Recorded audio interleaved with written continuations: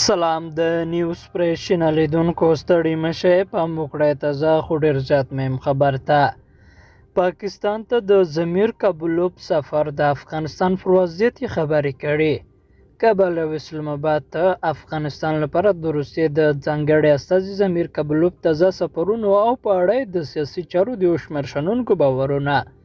ضمیر کابلوف له کابل وروسته اسلام آباد ته په خپل سفر کې په بهرنیو چارو کې د پاکستان د دولت وزیر هنا رباني کهر او د افغانستان لپاره د پاکستان له ځانګړي استازي صادق خان سره لیدلي دي. د پاکستان د بهرنیو چارو وزارت د چهارشنبې په ورځ نوښته په یوې خپره کړې خبرپاڼه کې د خبره کړې ده او زیاته کړې ده چې په دغه لیدنه کې اغلې رباني ښاغلي کابلوف ته ویلي چې یو باثباته افغانستان دوی ته مهم دی. خبرپاڼه وایي اغلې رباني زیاته کړې چې افغانستان د منځنۍ او جنوبي اسیا ترمنځ د یوه اقتصادي پله حیثیت لري او پاکستان هڅه کوي چې د سیمې د نورو هیوادونو په ملتیا دغه هدف ته ورسیږي. خو په اعلامیه کې د ښاغلي کابلوف په حواله څه نه دي راغلي.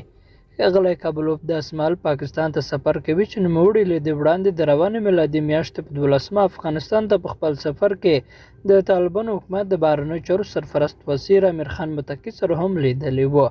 د طالبانو د بهرنیو چارو وزارت د ویاند مرستیال حافظ یا احمد تکل هغه مهال په خپلو ټویټونو کې ویلي و چې دواړو خواوو د ګډو همکاریو او ښو اړیکو په اړه خبرې کړې دي. قدرمنو لیدونکو له ماته یو مننه، ښاد اوسئ.